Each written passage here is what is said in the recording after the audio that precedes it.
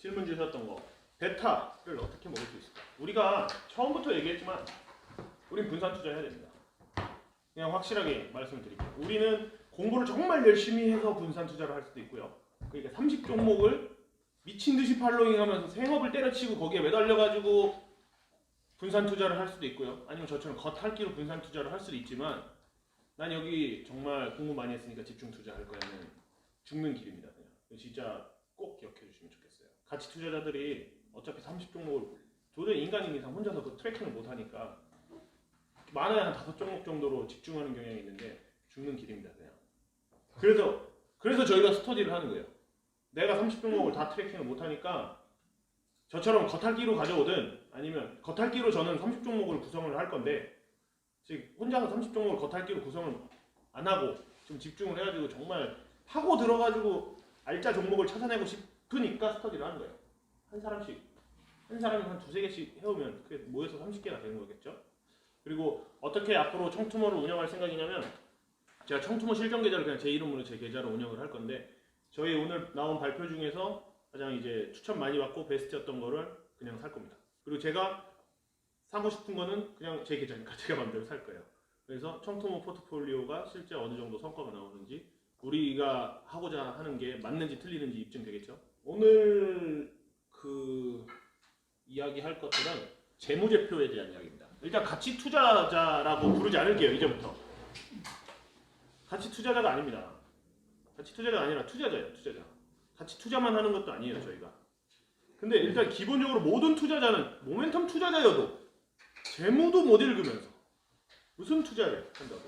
그거는 마치 34평 아파트랑 20평 아파트랑 무슨 차이고 용적률이 얼마고 평당 가격이 어느 정도인지도 모르고 그냥 일단 집 있어요? 오케이 나 삽니다. 이렇게 하는 거랑 똑같은 건데 집값 오른다고요? 오케이 사요. 이 부동산 말만 듣고 하는 거랑 똑같은 건데 우리가 일단 재무제표는 읽을 수 있어야 된다. 그리고 지난번에 우리가 그 주가를 움직이는 팩터들에 대해서 이야기하다가 그런 말을 한 적이 있었죠. 우량주라는 거에 대해서 이야기한 적이 있었죠. 우량주를 어떻게 알 수 있는가? 재무제표로만 알 수 있다.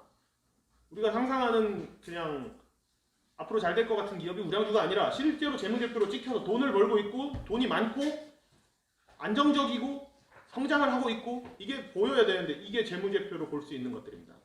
그래서 오늘 재무제표에 대해서 이야기를 할 건데 재무제표는 기업의 성적표, 자, 우량주는 우등생, 앞으로 잘할게요는 다 필요 없다. 지금까지 잘했는가가 중요하다. 아니면 최소한 이제부터라도 잘하기 시작한 애들이 앞으로도 잘할 것이다. 저는 뒤쪽 애들을 좀 좋아해요. 지금까지 잘했던 애들은 좀 비싸요. 근데 이제부터 잘하기 시작하는 애들한테는 선생님들이 큰 신뢰를 안 주죠. 진짜? 못 믿겠는데. 그래서 아직 싼 것들이 좀 있어요. 아까 제가 방금 말씀드린 화성산업 같은 녀석들도 그렇고 화성산업이 이제부터 잘할 거라고 했어요. 1분기에. 근데 다음 분기에 계속 잘할지 모르죠. 그럼 선생님 입장에서는 얘만 믿고 얘 서울대 밀어주려고 다른 애들 다 버리고 할 게 아니라 이 전교에 흩어진 갑자기 성적이 좀 오른 녀석들을 한 반에 딱 모아놓습니다. 시험 이번 중간고사에서 갑자기 성적이 급상승한 녀석들이다. 너희들의 가능성을 본다. 너희들 중에 서울대 가는 놈이 몇 명 나오나 보자. 그래서 이 녀석들에게 분산 투자를 하는 게 제 앞으로의 투자 플랜입니다. 자, 손익계산서. 재무제표에는요. 재무제표라는 것은 뭐냐면 손익계산서와 재무상태표 두 가지를 합친 말이 재무제표입니다. 손익계산서라는 건 뭡니까? 손익, 돈을 벌고 돈이 나가고 하는 것들에 대해서 쭉 일목요연하게 정리해놓은 게 손익계산서입니다. 우리가 여기서 중요하게 봐야 될 거는 여기 위에 써있는 매출액, 매출총익, 영업이익, 당기순이익, 영업활동, 현금 흐름 이게 답니다. 우리 이것만 알면 돼요. 일단은 뭐 더 알면 좋겠죠. 사경인 회계사가 진행하는 그 재무제표 무슨 영상이 재밌다고 소문이 났어요. 그거 한번 관심 있으시면 보시면 제가 설명하는 거에 비교할 수 없을 만한 퀄리티가 나오겠죠.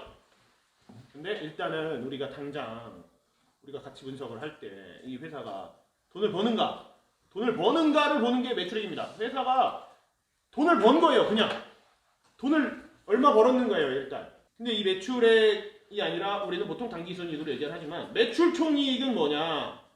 매출액 중에서 자, 이 차트를 보시고 설명을 드릴게요. 매출액은 이 회사가 번 돈의 총액입니다. 매출 총이익은 뭐냐면 매출 원가를 뺀 거예요. 예를 들어서 카메라 장사하는 회사가 있는데 카메라를 팔아서 100억을 벌었는데 그 중에 카메라에 들어간 부품값이 20억이면 그 20억을 빼고 나머지 80억이 매출 총 이익입니다.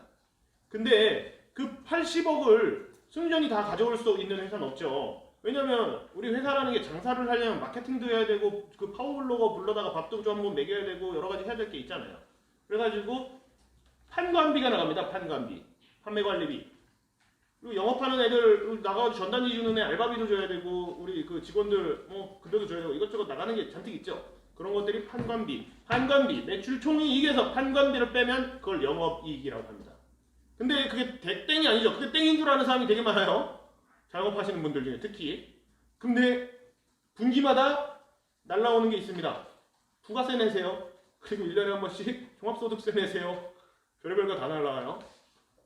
그리고 뭐 감가상각도 되고 뭐 이것저것 그런 자잘자잘한 세금 같은 거 아니면 뭐 기타 손익 뭐 운영을 하다 보면 제가 호프집을 하는데 술 100만 원어치 떼와서 그거를 200만 원에 팔아서 애들 월급 주고 뭐하고 해서 50만 원 남으면 50만 원 남았다 신난다. 그리고 그거 50만 원을 쓰면 어떻게 됩니까? 다음 분기에 내 부가세 낼 돈이 없어요. 그리고 장사하다 보면 뭐 하나 고장 나고 싱크대 부서졌어. 싱크대 가서 고치는 거 3만 원. 이런 것들을 다 뺀 금액을 당기순이익이라고 합니다. 많이 어렵지 않죠? 당기순이익 이거는 별로 알 필요 없고 영업이익, 매출 총이익, 매출액 우리가 봐야 될 거는 이 회사가 돈을 벌고 있는가 볼 때는 딱 이것만 보면 되는 거예요. 근데 여기서 우리가 중요하게 생각해야 될 부분들이 있습니다. 여기에 나오지 않은 영업활동 현금 흐름이라는 게 있어요. 저는 호프집을 하니까 아직 그런 손님은 본 적이 없는데 제가 이제 코스닥에 상장할 겁니다. 저희 호프집을. 그렇게 되면 별의별 손님들을 만나게 되겠죠. 그때 외상 손님들도 있고 뭐 그럴 거 아니에요, 그렇죠? 영업활동 현금 흐름은 뭐냐면 저희 포스에 매출이 찍혔어요. 어떤 놈이 술을 100만 원어치 먹고 갔는데 다음 주에는 드릴게. 그러고 갔어. 저는 매출 100만 원, 순이익은 방금 말했던 알바비랑 이것저것 다 빼고 저한테 찍히긴 찍혔어요. 순이익이 한 뭐 40만 원 찍혔어요. 40만 원 벌었다. 근데 이 녀석이 연락처 바꾸고 잠수를 타가지고 돈을 줄 생각을 안 하네. 영업 활동을 했는데 현금 흐름이 들어오지 않은 케이스. 그게 만약에 누적되면 저는 순이익이 있는데 포스에는 찍혀가지고 세금도 내야 돼요. 돈은 못 받았는데 나중에 세금도 내야 돼. 종합소득세 신고하는데 서진은 돈 많이 벌었네, 세금 좀 많이 내 이러는데 다 외상이야. 그러면 망하겠죠. 영업활동 현금 흐름을 봐야 되는 이유입니다. 그리고 이 당기순이익이라는 거는 그렇기 때문에 뻥을 칠 수도 있어요.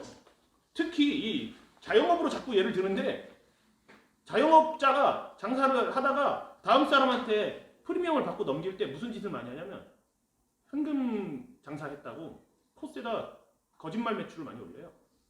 나 100만 원 팔았어. 저번 주에도 뭐 원래 한 매출 3천만 원 나오던 가게면 4천만 원 팔았다고 한 6개월 올려요. 계속 1천만 원을 그냥 뻥 쳐서 세금도 다 낼 거 내고 그러면 장사 잘 되는데? 이러면서 사가겠죠.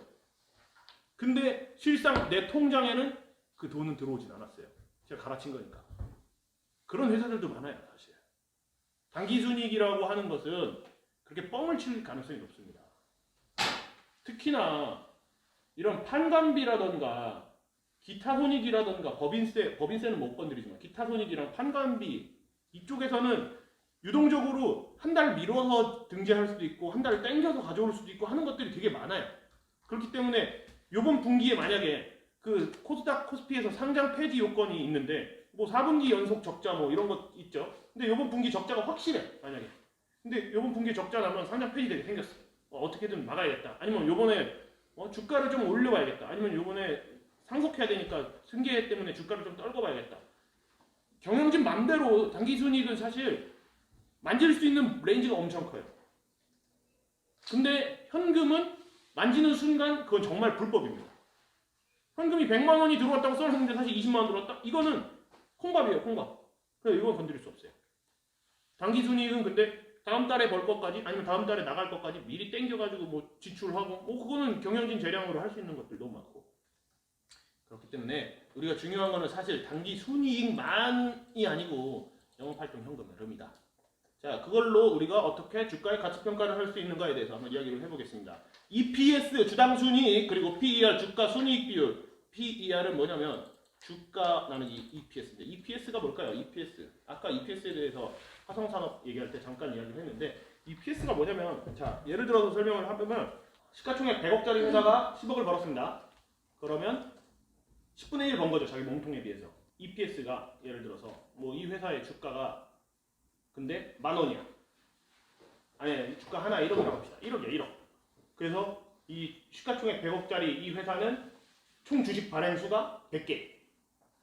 근데 100억짜리 회사가 10억을 벌었으니까 내가 이 주식 하나 가지고 있으면 이 주식이 벌어들인 돈은 똑같은 비율대로 내려와서 이 한 주당 얼마를 벌었나, 시가총액당 얼마를 벌었나가 또 중요하잖아. 그쵸?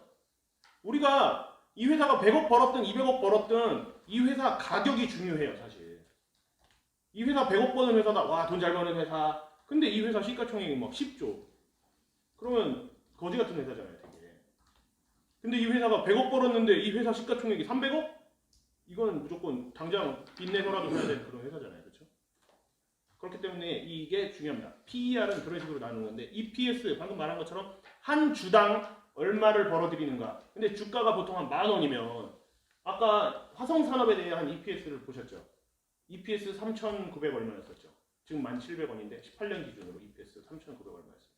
그러면 거의 한 3분의 1 이상을 벌어들이는 거죠. 자기 몸통에 비해 3분의 1 이상.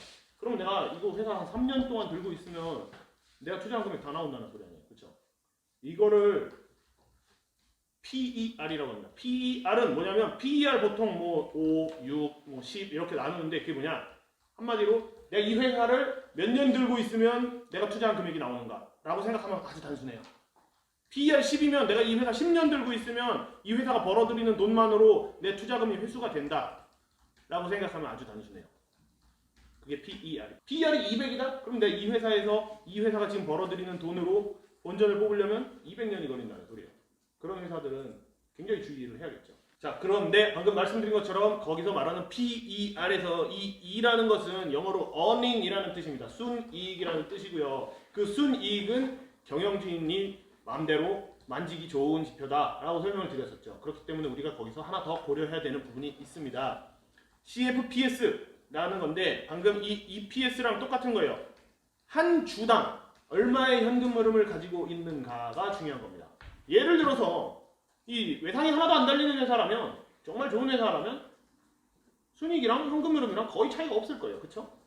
그런데 이 회사가 외상이 많아. 그러면 순이익이랑 현금 비율이 아주 안 좋아지겠죠.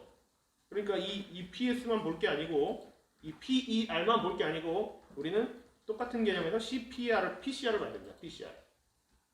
주가 대비 이 회사가 현금 흐름이 어느 정도 굴러다니는가를 봐서 이 괴리가 너무 크다. 그럼 주의를 해야 되는 종목이 되는 거예요. 이 몇 가지, 이게 지금 당장은 확 와닿지는 않을 거예요. 그래서 이거를 제가 한글 파일에 좀 올려드릴게요. EPS가 CFPS보다 크거나 같을 때, 한마디로 순이익이 현금 흐름보다 크거나 같을 때 정상입니다. 정상이죠. 외상 조금 있다는 뜻이죠. 현금 흐름보다 순이익이 압도적으로 크다. 비정상입니다. 돈을 잘 못 받고 있다는 뜻이죠. 근데 순이익보다 현금 흐름이 더 크다. 이건 좀 특이한 케이스예요. 장사를 해서 안 받을 돈까지 받고 있거나 아니면 뭔가 그 외에 추가 수익이 계속 나고 있다는 뜻이거든요. 아주 우량한 회사일 가능성이 있는데 주가가 싼지 비싼지는 또 논외로 다시 봐야 되는 문제겠죠. 그렇기 때문에 여기 지금 방금 제가 여기 설명드린 등식에는 EPS와 CFPS는 주가가 반영되지 않은 단순한 현금 흐름과 단순한 순이익을 이야기하는 거잖아요. 그렇죠?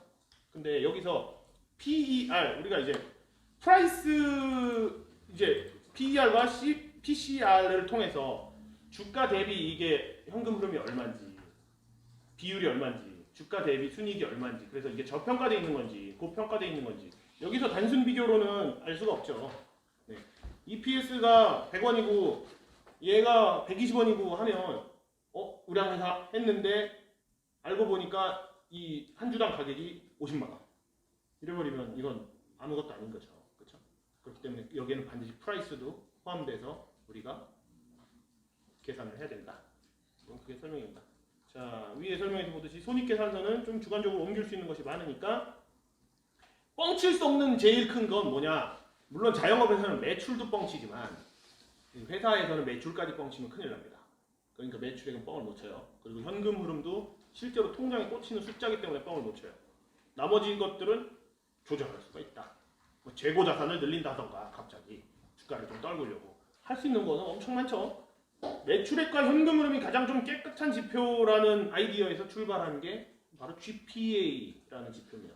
방금 우리는 PER이랑 PCR에 대해서 이야기를 했어요. 이거 단순히 주가 대비 이 회사 얼마 벌고 있고 주가 대비 이 회사 현금이 얼마 들어오고 있고 였으면 이건 뭐냐면 조금 더 기업 본질 가치에 대한 부분이에요. 이 회사가 총 주가가 아니라 이 회사가 가진 총 자산이 얼마인데 그 자산이 얼마로 얼마를 벌고 있는지.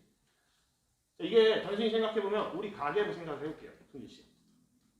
우리 가게를 누가 2억에 산대. 근데 우리 가게가 1년에 2천만 원을 벌어. 누가 2억에 산다라는 게 시가총액이고 프라이스인데 사실 내가 이 가게는 1억밖에 안 들었어. 내가 돈 총 다 들어간 거 따져보면 1억을 들여서 1년에 2천만 원을 벌면 수익이 20%죠. 괜찮죠? 근데 그 사람이 이걸 2억에 사간대. 근데 그 사람이 기대할 수 있는 수익은 10%죠. 여기서 GPA와 PER의 차이가 발생됩니다. 진짜로 들어가 있는 돈과 시장에서 평가받고 있는 돈은 다른 거니까요. 총자산분의 매출 총이익이 얼마인가를 보자. 그게 회사의 우량성을 말한다. 회사가 정말 근본 있는 놈이면 들인 돈에 비해서 돈을 잘 벌 것이고 근본 없는 놈이면 시가총액이 얼마든 간에 일단 그건 차치하고 들인 돈에 비해서 1억을 들였는데 돈을 뭐 한 3천만 원씩 벌면 잘 버는 건데 1억을 들였는데 200만 원도 못 번다. 그럼 뭐 거의 망한 거죠. 그러면 시가총액도 당연히 낮겠지. 그런 의미에서 GP라는 것은 뭐냐면 매출 총이익입니다. 아까 말했던 것처럼 매출에서 판매 원가만 뺀 거. 이거 속일 수 없는 거니까 판매 원가도 매출액도 속일 수 없는 거니까. 근데 그 밑단으로 들어가면 뭐 마케팅비 얼마 썼고 뭐 이런 거는 좀 뻥칠 수 있는 것들이 많으니까 가장 순수한 이익 지표는 매출 총이익이다라는 아이디어에서 출발한 매출 총이익분의 총자산 GPA에 대해서 좀 설명을 했습니다. 이거는 근데 절대 기준치가 없어요. PER 같은 경우는 그것도 물론 절대 기준치 없이 업종 기준이 좀 적용되긴 하지만 PER 같은 경우는 코스피 평균 한 10 정도 봅니다. 그러니까 코스피에 투자를 했을 때 10 내외에서 왔다 갔다 움직이는데 지금 한 10, 왜 10을 보냐면 주식 투자를 할 때 10년 정도면 그래도 2배는 먹어야지 라는 생각으로. 근데 여기서는 GPA 같은 경우는 단순히 그런 절대 기준치는 없고 다른 종목들과 비교해가지고 이 녀석이 돈을 더 잘 버네 이 녀석이 돈을 좀 덜 버네 정도로 볼 수 있겠습니다. 그래서 요거는 계량 분석할 때 많이들 사용하는 지표고요. 헷갈리는데 네. GPA가 총자산분의 매출 총이익인데 네. 이게 10이라는 거는 네. 총자산 대비해서 매출 총이익이 10배라는 거잖아요. 네, 10%라는 거죠. 10 얘기한 퍼센테이지. 이게 매출 총자산분의 매출 총이익이 높을수록 당연히 좋은 거죠. 다시 두 번째 재무상태표에 대해서 좀 이야기를 해보겠습니다. 자, 재무상태표 저 여기까지만 하면 오늘 시간 끝날 것 같아요. 발표는 다음 시간에 하는 걸로 하고 재무상태표에서 집중해야 될 것은 재무상태표라는 건 뭐냐면 아까 우리가 손익계산서에서는 이 회사가 돈을 얼마나 벌고 있고 얼마나 나가고 있고 그리고 얼마를 남겼고 얼마를 손해봤고 애들 월급 얼마 줬고 이런 것들이 손익계산서에 나온다면 재무상태표는 뭐냐면 지금의 상태를 나타내요. 이 회사가 돈을 얼마 가지고 있고 이 회사가 빚이 얼마가 있고 이런 현재의 상태를 나타냅니다. 그래서 봐야 될 거 역시 제일 중요한 건 무조건 현금! 이 회사 현금 얼마 있는가? 전 그것만 봅니다. 일단. 왜냐면 방금 제가 좀 단순히 얘기했는데 워렌 버핏이 그랬어요. 잘 모르는 거 투자하지 마. 네가 그 산업에 대해서 잘 모른다면 보지 마. 근데 제가 그러면 무슨 주식에 투자합니까? 제가 자동차 산업에 몸담고 있다고 자동차 산업을 잘 압니까? 그러면 저희 회사의 자산이 엄청 많이 잡혀 있어요. 재무상태표에서는 그 자산, 부채 뭐 이런 것들이 있다고 그랬죠. 자산이 엄청 많아요. 저희 회사 땅이 엄청 많아요. 근데 그 땅이 얼마나 가치를 하는지 제가 그거는 자동차 산업 종사자로서 알아야 되는 게 아니라 부동산 쪽 전문가로서 알아야 되는 부분이잖아요. 또 그 부동산이 앞으로 어떤 평가를 받을지 그 자산이 그렇게 따지고 들어가면 우리가 아는 산업이 없어요. 근데 우리가 유일하게 하나 알 수 있는 건 현금입니다. 지금 회사가 광명에 땅이 엄청 많아요. 아파트 10,000세대 정도 대단지 들어올 수 있을 만한 규모의 땅이 있어요. 근데 광명의 집값이 엄청 올라가면서 제가 입사할 때까지만 해도 그 땅의 가치가 물론 컸지만 지금은 정말 상상 초월하게 커졌어요. 근데 제가 그거를 8년 전에 어떻게 예측했겠습니까? 그렇죠? 하나 알 수 있는 건 회사가 현금 얼마 가지고 있냐, 이건 알 수 있죠. 그것만 보고 투자를 해요, 저는. 그리고 PBR, 아까 PER에 대해서 설명했는데 PBR에 대해서는 국가당 순자산이 얼마인가. 그러니까 이 회사가 돈, 현금, 뭐 설비, 장비, 부동산, 뭐 재고자산 뭐 이런 거 다 통틀어서 얼마 있는데 시가총액이 얼마로 평가되고 있는가를 B로 나타내는 거예요. 그래서 PBR이 1이다 하면 딱 시가총액만큼 자산이 있다라는 뜻이고, PBR이 1보다 아래다, 예를 들어서 0.5다 그러면 시가총액만큼 보다 자산이 2배가 더 있다는 뜻이에요. 0.3이다? 그럼 뭐냐면 이 자산에 비해서 30% 정도밖에 평가를 못 받고 있다, 시가총액으로는. 이렇게 생각할 수가 있어요. 그런데 PBR이 전반적으로 낮은 업종들은 쭉 낮아요. 특히나 어디가 낮냐면 뭐 석유화학 아니면 뭐 제철소 이런 기간산업, 뭐 중공업단지 쪽은 PBR이 다 낮아요. 그리고 옛날에도 낮았고 지금도 낮아요. 왜 낮을까 생각해보면 이 PBR이라는 거 안에는, 그 자산이라는 거 안에는 여러 가지가 들어가겠지만 현금, 부동산, 공장설비 뭐 쭉쭉쭉쭉 들어가는데, 기간산업, 중공업산업 특징인 그 설비비가 엄청 크죠. 근데 이 설비라는 거에 예를 들어서 100억 주고 설비를 현대제철에서 고로 짓는데 4조가 들어서 4조를 샀는데 회사가 만약에 망했네. 그럼 이거 얼마나 건질 수 있겠습니까? 4조짜리 고로가. 예를 들어 회사가 정말 망하고 철강업종이 정말 너무 망해서 누가 인수할 때 상자도 안 나타나고 그냥 공장이 버려졌다 했을 때 이 4조짜리 용광로가 얼마로 평가받냐면 잘 받아야 1,000억일걸요. 그러니까 그거를 그대로 평가해 줄 수가 없는 거예요. 그걸 다 자산이라고 봐줄 수가 없는 거예요. 너 정말 4조 들여가지고 매년 감가상각 몇 프로씩 매긴다 하지만 그게 진짜 그 가치인 거는 잘 나갈 때 얘기예요. 회사가 안 나가가지고 PBR이 저평가 받을 때는 그거를 다 그 값을 주면 안 되고, 당연히 유일하게 그 값을 줄 수 있는 거는 오직 현금뿐이다. 정말 중요한 거니까 PBR 0.3이라고 덜컥 사지 맙시다. 근데 PBR 0.3인데 현금이 너무너무 많아. 그럼 그건 사도 되죠. 화성산업 저번에 반토막 났지만 더 사야죠. 그럴 때 사실 진짜 가치 투자자라면. 아니 현금만 1,300억 있는 회사가 주가가 1,700억이 됐으면 영혼까지 끌어모아 사는 게 맞긴 맞아요. 제가 지금 알았지만 그걸. 그리고 그때는 3월달이어가지고 그 평가를 받는 게 그럴 수 있었어요. 그럴 수 있었을 거라고 그냥 생각하려고 해요. 왜냐하면 그때 1분기 턴어라운드 실적 발표가 안 나왔었거든요. 그러니까 사람들은 이 회사 그냥 망해가는 회사인가 보다 라고 생각했고, 그래서 그렇게까지 저평가를 받았던 거고, 5월 13일인가에 1분기 실적 발표가 나온 날 아마 상한가를 쳤어요. 그러니까 이제는 돈을 실제로 망해가는 회사가 아니라는 게 입증이 된 순간부터는 그 현금에 대해서 다시 평가를 해야 돼요.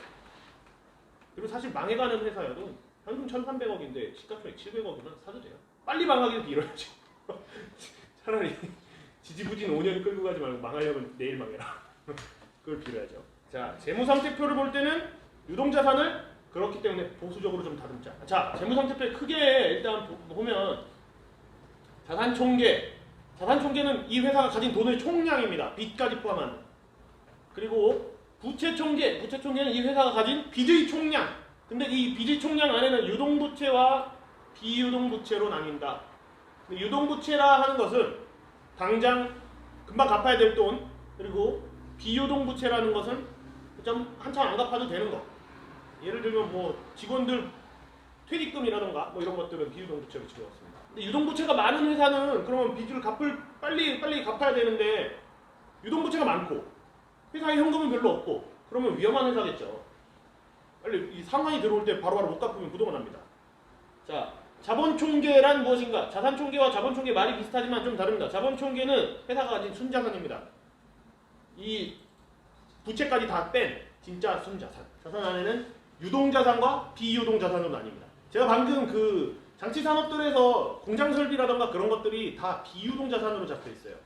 유동화시킬 수 없는 자산들. 유동화시킬 수 없는 자산들에 대해서 우리가 평가를 제대로 매기기가 힘들어요, 사실.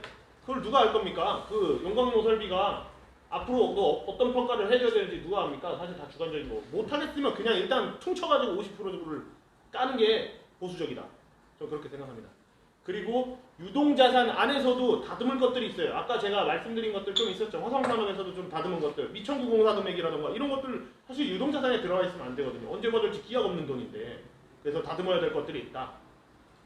자, 부채는 보수적으로 부채 총계를 봐야 되면서 이자 발생 부채를 특히 좀 유심히 보자. 부채를 보수적으로 본다는 게 뭐냐면 기울어 부채까지도 그냥 부채로 다 차감하는 겁니다. 어떻게 하냐면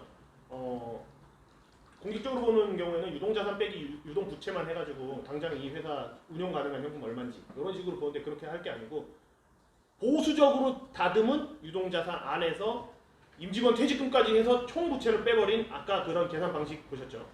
그런 식으로 좀 더 부채는 보수적으로 더 잡을 수 있는 만큼 최대한. 근데 이 부채 안에서도 이자 발생 부채가 어느 정도인가?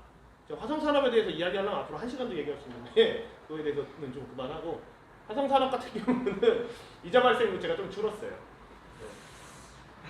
네, 지금 뭐 매수 추천 아닙니다. 매수 추천 아닙니다. NCAV 지표로 안전마진을 가늠할 수 있다. 지금 그게 위에서 한 이야기입니다. 순현금성 자산, 이거를 유동자산을 진짜 보수적으로 다듬은 게 순현금성 자산이고 그 나누기 주가로 이 회사가 주가 대비 시총 대비 어느 정도의 현금을 가지고 있는가. 그러면 정말 이 회사는 망해도 내가 본전은 건질 수 있는 회사니까. NCAV가 조금 말이 어렵다면 이거를 뭐라 그러냐면 실청산 가치라고 저는 표현하고 싶습니다. 실청산 가치. 근데 사람들이 PBR만 보고 투자하는 사람들은 이게 청산 가치인 줄 알아요. PBR이 아까 말했던 것처럼 자산 대비 시가총액 얼마나 받고 있느냐라고 얘기했잖아요. PBR 0.3이니까 진짜 싸다. 청산 가치 지금 당장 청산해도 70% 더 먹는다. 뭐 이런 생각 하는데 그거는 방금 말씀드린 것처럼 진짜 실청산 가치라고 보기 어려운 것들이죠. 그래서 실제 청산 가치로 앞으로 안전마진을 계산하는 게 포인트입니다.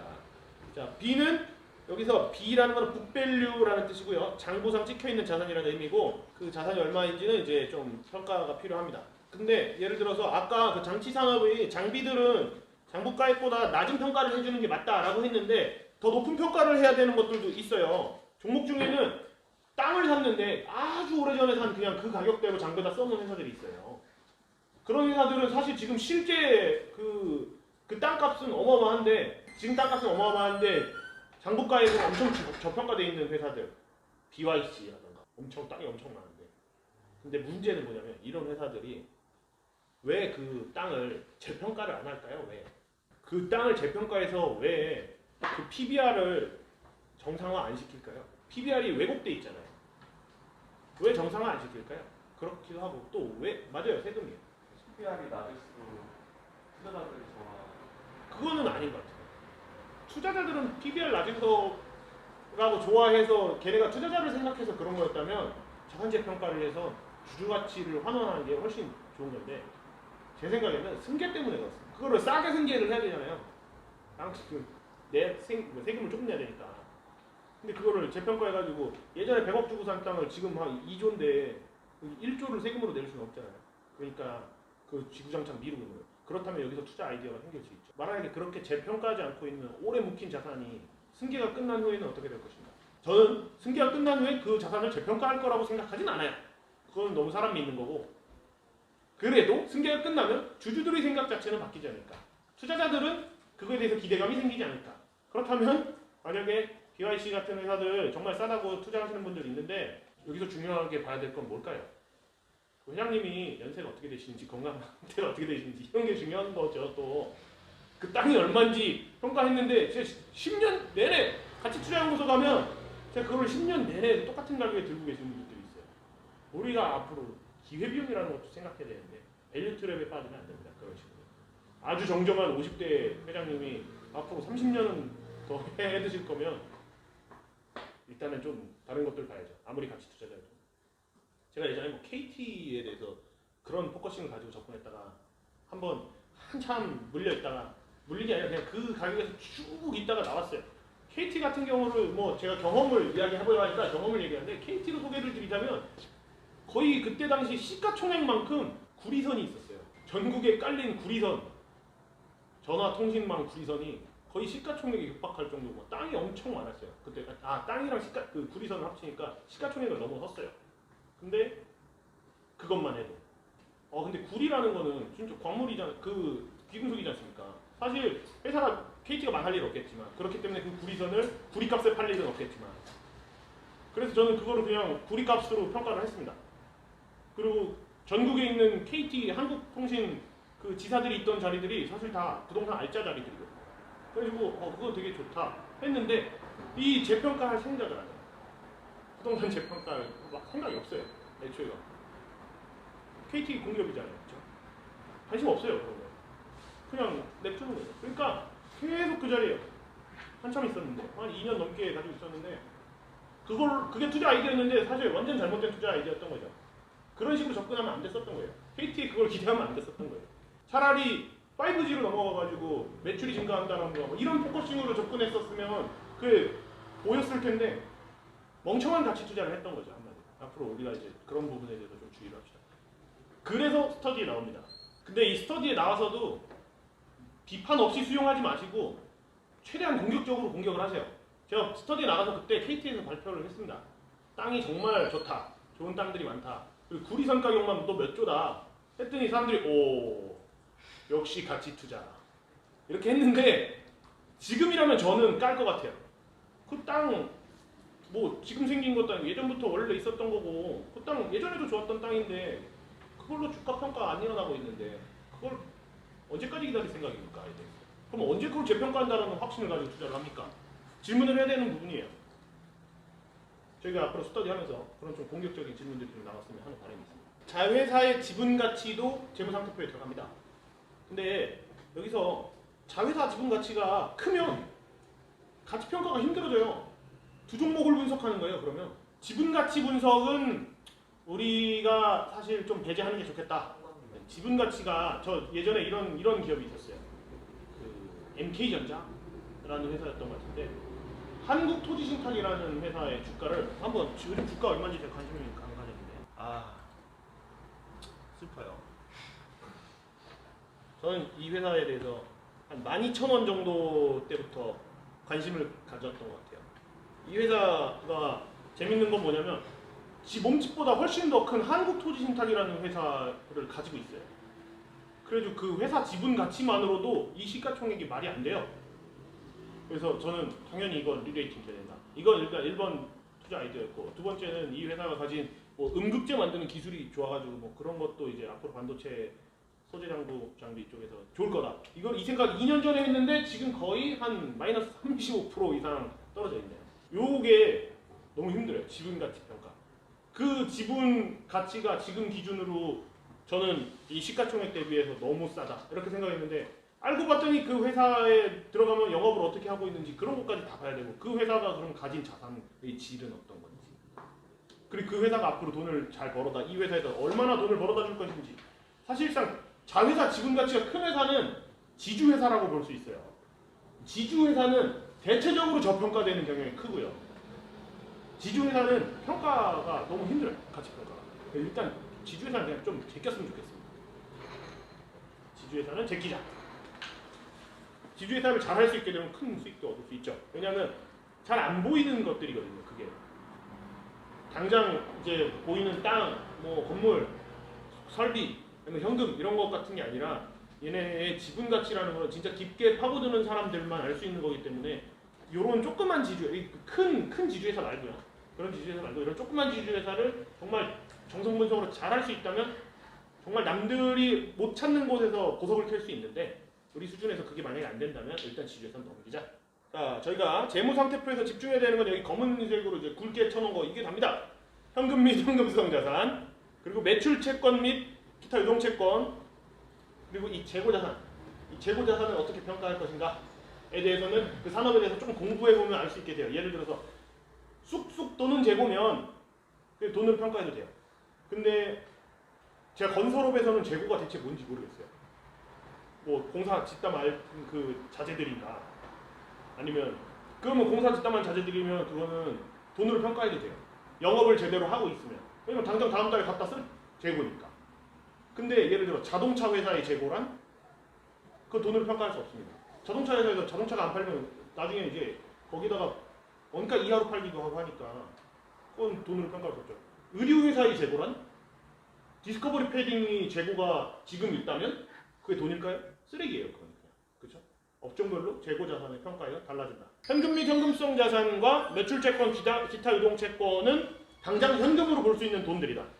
근데 또 중요한 것은 매출채권을 볼 때 이게 여러분 지금 이 설명하는 게 어렵고 무슨 말인지도 모르겠고 그럴 수도 있고 당연한 건데 앞으로 우리가 투자하면서 몸으로 겪게 되느냐 지금 예방접종을 받느냐 이렇게 생각하시면 될 것 같아요. 매출채권은 어떻게 봐야 되냐면 이 녀석이 매출채권을 얼마나 쌓아두고 있고 현금 흐름이 어떤지를 보면 나옵니다. 현금 흐름이 아까 말했던 것처럼 단기순이니까 현금 흐름이 어느 정도 괴리를 이제 크게 벌리지 않고 유지하는 기업이라면 매출채권이 바로바로 회수되고 있다는 뜻이니까 이 매출채권을 현금으로 봐줘도 됩니다. 근데 단기순이니까 현금 흐름이 많이 차이가 나는 기업이라면 이 매출채권을 그대로 다 믿어서는 안 되겠죠. 언제 받을지 모르는 돈일 수도 있겠죠. 관심 깊게 봐야 될 것은 현금이랑 현금성자산, 매출채권, 그리고 재고자산. 나머지는 별로 크지도 않고 별로 볼 필요 없습니다. 봐도 이게 이런 거 다 주석으로 파고 들어가가지고 보면 가끔 보석들이 나올 때가 있는데 그렇게까지 접근해서 하는 거는 아직 우리 출전에서 좀 어려운 것 같고요. 나머지 제가 왜 부채 쪽에는 이런 거를 안 해놨냐? 그냥 부채는 유동부채든 비유동부채든 상관없이 다 통으로 보수적으로 보자 라는 뜻에서 부채는 무조건 그냥 통으로 보자.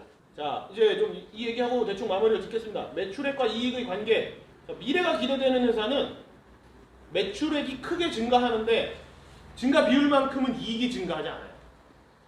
이런 회사가 있었어요. 딱 1년 전에 제가 카카오를 볼 때 이랬습니다. 카카오는 매출액이 가파르게 증가하는데 이익이 안 나. 이익은 그대로 계속. 왜 그럴까요? 이게 다 투자를 맞아. 돈이 계속 들어가.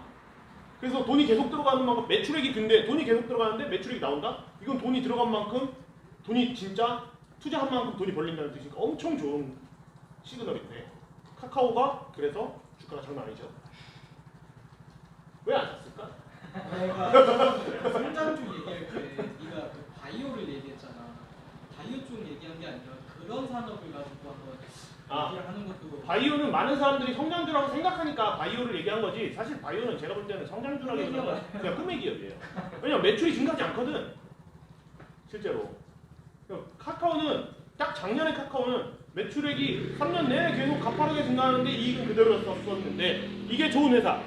자 기업 경쟁력이 올라가는 회사는 매출액이 소폭 증가하거나 매출액은 그대로인데 영업이익이 증가해요. 이익액이 증가해. 이건 기술이 점점 쌓이고 있어가지고 같은 거를 팔아도 마진을 더 남길 수 있다는 뜻이거든요. 같은 매출이나 아니면 매출이 조금 올라도 시장의 확대는 어느 정도 상방이 막혀 있다라고 볼 수 있죠. 물론 제일 베스트는 매출이 크게 증가하고 이익도 크게 증가하는 회사가 제일 좋은 회사겠지만 그런 회사는 그게 많지가 않으니까요. 자, 본격적인 성장에 접어드는 회사는 매출액과 이익이 큰 폭으로 증가합니다. 소형주에서 볼 수 있는 현상이죠. 대형주에서 이런 회사가 있을까요? 별로 없죠. 그래서 아까 김현웅님이 시가총액이 2천억이 넘어서 투자 아이디어를 삼았다고 하는데 저는 반대로 생각해요. 시가총액 2천억 미만으로 생각해놔야죠. 그래야지 매출액과 이익이 크게 증가하는 기업을 잡을 수 있게 되는 거예요. 애널리스트 컨센서스가 모아지지 않았을 때 안정적인 회사는 매출과 이익이 소폭으로 꾸준히 성장하는 회사. 자, 우리는 이 매출액과 이익으로 이 네 가지 회사를 볼 수 있어요. 큰 기대 수익률을 주는 회사는 첫 번째 미래가 기대되는 회사. 이거는 앞으로 향후 2, 3년 안에 매출액의 증가세가 둔화될 때 비로소 이익이 증가하면서 기업 가치를 크게 끌어올리는 경향성을 보입니다. 여기서 우리는 큰 기대 수익률을 얻을 수 있고요. 두 번째, 기업 경쟁력이 올라가는 회사는 장기 투자를 필요로 합니다. 이거는 당장에 뭐가 변화는 없는데 아주 우량한 회사일 가능성이 높아요. 영업이익률이 계속 올라가고 있다는 것은. 그리고 만약에 거기다 배당까지 준다면 그냥 워렌 버핏이 같이 투자를 할 수 있다. 자, 세 번째, 본격적 성장에 접어드는 회사는 이 성장이라는 것이 정말 안정적인 꾸준한 성장만을 말하는 것이 아니라 아까 제가 화성산업을 설명드린 것처럼 망했다가 매출액과 이익이 같이 증가하는 재성장일 수도 있어요. 턴 어라운드. 그런 기업에서 우리가 그런 기업을 미리 잡을 수 있다면 엄청난 수익을 얻을 수 있고 조금 늦게 잡아도 그 수익 증가가 이어진다면 그리고 그 수익 증가가 이어지는지 안 이어지는지는 기업을 분석해서 알아내는 방법도 있겠지만 이 과거에 이 회사가 어떻게 했는가를 보고 좀 추론할 수 있는 거겠죠. 그래서 화성산업 같은 회사를 좀 이야기를 하고 싶고 안정적인 회사 4번 매출액과 이익이 소폭 꾸준히 증가하는 기업. 소폭 증가한다면 버립시다. 기대 수익이 그렇게 크진 않죠. 근데 여기서 만약 배당을 정말 잘 준다? 그럼 좀 고려해볼 만하겠죠. 그 외에 막 엄청 많겠죠. 매출액이 줄어들거나 뭐가 줄어들거나 볼 필요도 없어요. 이 4개 외에는 보지 맙시다. 자, 부채에 대해서 부채 총액이 중요한 게 아닙니다. 부채 비율이 중요한 거예요. 부채 비율이 증가하는 만큼 매출이나 이익이 증가하는 기업은 괜찮습니다. 그리고 자산이 같이 증가하면 괜찮아요. 부채 비율, 이거 지금 부채가 아니라 부채 비율을 얘기하는 거예요. 그러니까 부채 비율이 높아지려면 부채 비율이 높아지는 걸 정당화하려면 이익과 매출이 증가해야 된다는 거죠. 이익과 매출이 증가하지 않는데 부채 비율만 올라간다? 자산 대비 부채 비율만 올라간다? 망해가고 있는 거죠. 뭔가 투자를 했는데 소득이 나오지 않는다는 거거나 아니면 어디 돌려막기 하느라고 계속 빚을 늘리고 있다는 거거나 그런 거니까. 두 번째, 부채 비율 증가보다 매출 이익 증가율이 낮으면 안 괜찮아요. 역시 그 부채 비율만 증가한다. 예를 들어서 뭐 매출 이런 것도 없고 자산도 증가하지 않고 부채 비율만 계속 증가한다. 투자 부적격입니다. 근데 거기서 부채 비율이 늘어날 때 캐파를 늘려야 돼가지고 부채 비율을 늘려야 될 때는 그게 당장에 매출이 찍히진 않잖아. 그러니까 정상 가동화가 돼야지. 이번 분기만으로 보는 건 아니고요. 재무상태표를 볼 때는 손익 계산서는 이번 분기가 제일 중요해요. 근데 재무상태표는 이제 과거에 이 녀석들의 역대 부채 비율이 어느 정도였고 지금 어떻게 늘려가고 있고 그런 좀 과거 데이터들을 같이 참고하면 좋겠죠. 단편적으로 지금 당장 생각나는 거는 항공업종에서 부채 비율이 엄청나게 올라가고 있는데 이게 캐파를 늘리기 위해서 아니죠. 매출이 급감했고 부채 비율이 급증했으면 투자 부적격 비리 종목이죠. 물론 역발상 투자로 접근한다고 하면 할 만합니다. 간단하게 수급 얘기를 하겠습니다. 수급 얘기는 안 졸려요. 재밌어요. 수급 얘기를 해볼게요. 수급의 주체, 각 수급별 특징. 자, 수급은 3가지가 있습니다. 개인, 기관, 외국인. 근데 여기서 우리는 개인이죠. 하지만 우리는 외국인과 기관처럼 생각해야 됩니다. 개인들이 어떻게 해서 망하는지 한번 보시죠. 자, 응집력이 없고 떨어지면 사요. 그죠? 근데 상승하면 팔아요. 쫄려서. 요즘이네요. 네, 요즘이죠. 요즘 팔죠, 개인들이. 떨어질 때 사고. 근데 이번엔 많이 떨어졌는데도 개인들이 샀어. 근데 그거는 재밌게도 신규 자금이었어, 신규 자금. 신규 자금이 아닌 기존 자금은 많이 떨어지면 팔아. 왜냐면 자기가 가지고 있던 게 있기 때문에. 그래서 개인들은 떨어지면 사지만 정말 많이 떨어지면 판다. 그거에 예외는 없다. 근데 강한 하락과 강한 상승 시에는 방향성 투매가 나온다. 이게 개인들의 특징입니다. 두 번째, 개인이 힘이 없는 이유는 뭐냐면 개인의 규모가 엄청 커요. 개인 자금이 작지 않은 자금인데 제가 화성산업 추천했지만 누구는 화성산업 팔고 누구는 사고 응집력이 없는 거죠. 근데 저희가 우리 화성산업에 대해서 스터디했으니까 오늘 집에 가서 삽시다. 그럼 우리는 이제 개인이 아닌 거예요. 우린 기관처럼 투자하는 거예요. 세력이 되는 거죠. 개인은 세력을 형성하지 못하기 때문에 누군 사고 누군 팔고 하기 때문에 응집력이 없어서 시세를 만들지 못해요. 근데 아까 말씀드린 것처럼 우리가 화성산업을 달아나면 세력이 되니까 시세를 만들 수 있게 되죠. 이게 되게 중요한 포인트입니다. 근데 개인들이 세력을 만드는 시점이 있습니다. 어디냐면 주가가 1,000원, 10,000원 이렇게 원 단위가 넘어가는 시점. 그 시점에 9,000원부터 투자했던 사람이 9,200원 정도에 투자했던 사람이 딱 10,000원이 올 때쯤에 무슨 생각을 하냐면 며칠 전부터 생각하고 있어요. 10,000원 가면 팔아야지. 이유 없어요. 10,000원 가면 팔아야지. 그렇죠. 그 떨어지는 구간, 라운드 피겨라고 합니다. 예를 들어서 기아자동차 지금 뭐 가지고 있는 사람들은 무슨 생각하고 있냐면 기아자동차 저희가 우리 사주라는 거를 63,000원 정도에 샀어요. 사람들이 만나는 사람마다 내가 63,000원에 판다. 본전 오면 팔아요. 그리고 10,000원 되면 팔아야지. 이 두 가지가 개인이 유일하게 뭉치는 구간이에요. 이거는 전화해가지고 진혁아 우리 주식 오늘 화성산업 1,650원인데 사자. 그래가지고 1,650원 이건 안 되는데 우리 10,000원 내면 사자. 이건 할 수 있거든. 이건 말하지 않아도 우리 이심전심 통하거든. 10,000원 되면 사고 싶어져. 그러니까 근데 그래서 그 라운드 피겨는 저항으로 작용하기도 해요. 쫄보는 10,000원 되면 팔아야지 했다가도 9,100, 9,500원이면 만족이야 이러고 팔거든. 그럼 10,000원쯤 되면 막 매도세가 막 몰려. 그래가지고 못 오르게 만드는 저항이 생기기도 해요. 근데 반대로 이 10,000원을 강하게 돌파해요. 9,200원 하던 게 갑자기 다음날 상한가로 13,000원, 12,000원이 돼버렸을 때 사람들은 어떻게 생각하냐면 9,200원에 많이 주요 매물대가 있었을 때 어떻게 생각하냐면 이거 훅 넘어버렸으니까 일단 이게 10,000원에는 파는 건 글러먹었고 떨어지면 10,000원쯤 되면 다시 사. 아니면 자기 본전이 되면 다시 사가. 보통 이제 두 부류. 그러니까 이게 그 라운드 피겨 가격과 본전이라는 거는 지지도 되고 저항도 되고 뚫었을 때는 받쳐주는 역할을 하고 못 뚫었을 때는 못 가게 만드는 저항이 된다. 이게 개미 수급의 특징인데 아까 그 매물대 보는 거에 대해서는 설명을 드렸었죠. 매물대를 다시 한번 좀 상세하게 이야기를 해볼게요. 이 매물대라는 것은요 사실 그렇게 중요하진 않아요. 그냥 왜 얘기하냐면 내가 어느 정도에 팔아야겠다를 가늠할 수 있게 만들어줘요. 그냥 그 정도이지. 우리는 가치평가는 저는 아까 19,000원을 가치평가로 봤는데 15,000원에 매물대 있으니까 일단 15,000원에 좀 입절해도 나쁘지 않겠다. 이게 종목을 어떤 자세로 대하느냐에 따라서 좀 달라질 수 있습니다. 이 종목에 목숨을 걸면 당연히 나는 19,000원 적정가치 올 때까지 안 팔아. 이게 정상인데 매물대를 보려면요 네이버 주식에서 딱 여기 보시면 오버레이라는 게 있습니다. 옆에 오버레이를 해가지고 매물 분석도를 딱 키면 이렇게 나오는데 이게 중요한 게 아니고 매물대라는 거는 기간을 어떻게 잡느냐에 따라서 모양이 계속 바뀌어요. 보실게요. 이렇게 하면 매물대가 갑자기 없던 게 더 생기고 막 그러죠. 그러면 대체 매물대를 어떤 기간으로 어디서부터 보는 게 맞아요? 라는 질문이 있을 수 있는데 시스트레이더님이 쓰신 주식 투자 리스타트라는 책에 아주 명료하게 잘 나와 있습니다. 떨어지기 시작한 순간부터 보면 돼요. 왜? 물렸으니까. 물린 사람들이 많으니까. 본전이 오면 하려고 할 테니까. 떨어지기 시작한 순간부터 차트를 맞춥니다. 자, 여기서 MK전자를 볼게요. MK전자가 여기 지금 고점을 찍고 이때부터 좀 떨어지기 시작했네요. 근데 이게 또 너무 멀면 안 돼요. 10년 전에 고점 이렇게 볼 게 아니에요. 왜냐면 10년 전부터 지금까지 가지고 있던 사람은 그 자기 본전이 그 매물대가 아닐 가능성이 높으니까. 네, 그거는 미친놈은 아니고 장기 투자자시니까.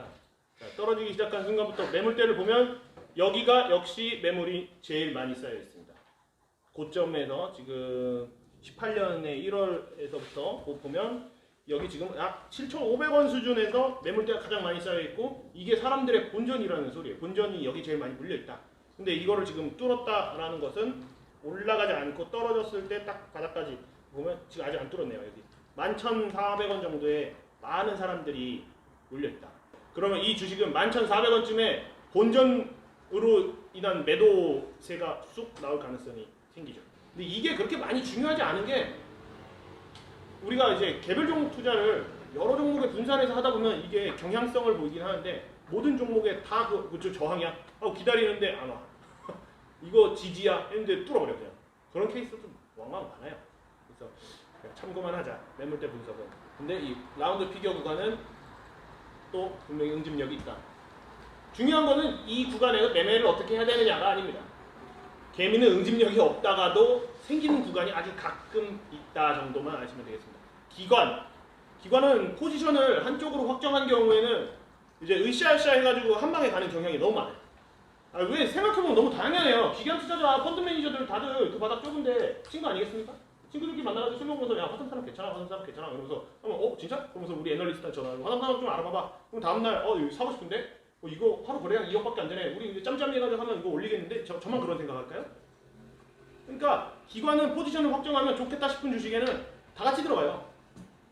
삼성전자 좋아요 하는 기관이 다 같이 들어가요. 근데 정말 팽팽하게 삼성전자 나빠요 그러는 사람들이 기관에서는 많지 않아요. 기관이 삼성전자를 좋게 보면 거의 모든 기관이 삼성전자를 좋게 봅니다. 그때 때문에 기관은 응집력이 있죠. 그리고 기관 한 기관만 봐도 자금력 자체가 크기 때문에 응집력이 있는데 그 기관들이 또 쏠림 현상까지도 발생이 된다. 애널리스트 레포트가 많다는 것은 기관의 쏠림 현상이 발생되고 있는 경향이 있다. 애널리스트 레포트는 다 매수 레포트입니다. 근데 중립 레포트가 바로 구리다라는 레포트예요. 매도 레포트는 나오잖아요. 매도하세요 이거 나빠요 라고 말 안 해요. 근데 중립 레포트가 많이 나온다? 그건 진짜 빨리 도망가야 되는 거예요. 근데 매수 레포트가 많이 나온다? 그러면 그거는 기관에서 큰 관심을 가지고 있다라는 뜻으로 해석할 수 있습니다. 그리고 두 번째, 개인 투매 구간에서는 환매로 인한 동반 투매가 나올 수밖에 없다. 이게 기관의 특징입니다. 이게 개인들이 주식만 가지고 있는 게 아니라 펀드도 가지고 있기 때문에 정말 많이 떨어질 때는 펀드까지 다 팔아요. 그러면 기관도 같이 팔 수밖에 없어요. 기관 입장에서는 팔기 싫겠지만 팔아서 돈 꺼내줘야 되니까 펀드 돈 꺼내주세요. 펀드 해지할 거예요. 그러니까 기관도 결국 그때는 투명하다고 하겠다. 네, 자 외국인 여기까지만 하면 시간 끝납니다. 자 가장 강력한 가격 변동 요인입니다. 외국인이 왜 저번에 누누이 얘기했던 것처럼 우리나라 코스피는 환율과 상관관계가 있고 외국인은 기관이면서도 외화 자본을 가지고 오는 사람들로서 우리 개인이 판매해주세요 요청을 할 수 없는 존재들이죠. 한국 투자자들이 주가가 나빴을 때 판매해주세요 할 수 있는 기관과 다르게 외국인은 별도의 존재예요. 달러를 가지고 들어오는 사람들이고. 그런데 걔네들도 외국이 개인들이 아니라 기관이에요. 골드만삭스 뭐 이런 기관들. 그렇기 때문에 걔네들도 기관이랑 비슷한 모습을 보입니다. 근데 투자 판단이 국내 투자자들과는 다르죠. 국내 투자자들은 코스피 떨어지면 파는 건데 걔네들은 환이 만약에 막아줘가지고 했으면 코스피가 떨어진 만큼 걔네가 손실 안 보면 걔네들은 투매가 안 나올 수도 있는 거예요. 그래서 개인과 국내 기관은 극단적일 때 같은 경향성이 있고 외국인은 또 다른 주체로 움직인다. 이게 중요한 내용입니다. 그리고 기관과 비슷한 특징 보이지만 얘네들은 정말 소형주는 잘 안 건드립니다. 외국에 투자하는데 제가 태국에 투자하면서 태국 소형주를 무서워서 어떻게 건드립니까?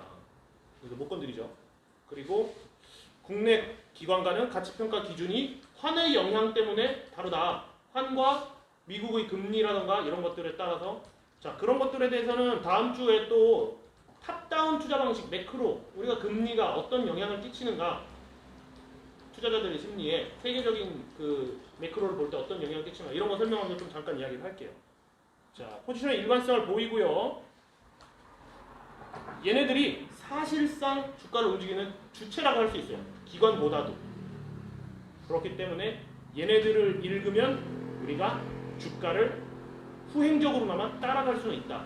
제가 지난번에 외국인 투자 전략에 대해서 한번 설명드렸던 것 같은데 잠깐 짧게 설명드렸었던 것 같은데 제가 재밌는 전략을 하나 보여드리고 오늘 강의를 마치도록 하겠습니다. 자, 오늘은 방금 말했던 외국인이 살 때 사고 외국인이 팔 때 파는 전략이에요. 내가 외국인이 된다 전략입니다. 저번에 우리가 상대 모멘텀 섹터 전략에 대해서 이야기를 했었죠. 섹터 상대 모멘텀 전략의 하방을 방어하기 위해서는 듀얼 모멘텀이라는 절대 모멘텀을 가져와서 듀얼 모멘텀 전략으로 만들어서 우리가 하방을 방어했었어요. 근데 이 문제가 뭐였냐? 휩소라는 것이 문제였었죠. 잠깐 올랐을 때 샀다가 잠깐 떨어졌을 때 팔았다가 이게 계속 누적되는 나쁜 구간들 그런 것들이 우리 수익을 많이 갉아먹었었죠. 그런데 방금 설명했던 외국인은 경향성을 보인다고 말씀드렸었죠. 그렇기 때문에 주가 차트가 아니라 걔네들의 투심에 따라서 우리가 인, 아웃을 할 때 어떤 수익률이 나오는가에 대한 차트입니다. 상대 모멘텀 섹터 로테이션 전략을 외국인이 사면 사고 외국인이 팔면 파는 거예요. 단순하죠. 13.18%로 나쁘지 않습니다. 그리고 하방이 상당히 막아지죠. 왜냐하면 아까 방금 말씀드린 것처럼 국내 증시를 외국인이 만드는 거기 때문에 외국인이 팔기 시작할 때 팔면요. 외국인이 진짜 많이 팔 때 난 주식 없어요. 외국인이 진짜 많이 팔 때 주가가 정말 많이 떨어지는 건데 그때 난 이미 주식이 없어요. 이거를 어떻게 판단했냐면 이거에 대해서는 좀 시간이 다 됐으니까 짧게만 설명드리고 다음 시간에 보충을 좀 하겠습니다. 외국인이 그냥 산다 판다 이 기준은 너무 온 오프밖에 없는 거잖아요. 그러니까 지난 12달간으로 계산했을 때 외국인 비중 지금의 현재 코스피의 외국인 비중이 지난 12달과 비교할 때 몇 등 정도 되나 한 다음에 만약에 정말 역대급으로 낮아 그러면 그냥 주식 다 팔고 한 12달 중에 한 7등 정도다 그러면 그거에 비례해가지고 주식을 좀 사고 예를 들어 최고로 높아 그러면 주식 다 사고 이런 식으로 하는 거예요. 계산 방법은 다음 시간에 좀 설명을 드리겠습니다. 그렇게 했을 때 우리는 외국인만 따라가도 못 본다. 듀얼 모멘텀이 다가 아니다. 라고 말씀드리고 싶다. 자 오늘 강의 여기까지고 다음 시간에는 그러면요. 제가 탑다운에 대해서는 안 해도 제가 왜 오늘 발표하기 전에 이 강의 얘기를 먼저 했냐면 이거를 좀 설명을 들어야지 종목 분석을 하고 그 종목 분석을 가지고 발표를 할 수 있어서 제가 좀 설명을 드렸어요. 여러분이 다 오늘 종목 분석에 대해서 발표를 하시려고 정말 잘 준비해 오신 거 제가 다 아는데 오늘 들은 이야기까지 가미를 해서 어떻게 분석을 해야 되는지 좀 더 보완을 해서 다음 시간에는 탑다운 투자는 다다음 주에 하겠습니다. 다음 주는 완전히 저희가 이제 발표 위주로만 2시간을 채워보겠습니다. 전원 다 하실 거고요. 그리고 카페에 관심 종목이라고 해서 올려주셨는데 관심 종목만이 아니라 실제로 자기가 매수할 종목에 대해서 매수 투자 이유와 제가 여러분에게 화성산업에 대해서 추천하고 화성산업에 대해서 설득하는 것처럼 다른 사람들을 설득하기 위한 글을 한번 써보세요. 그래서 그게 설득이 잘 됐을 경우에 상금이 있는 겁니다, 여러분. 자, 오늘 여기까지 하겠습니다. 수고하셨습니다.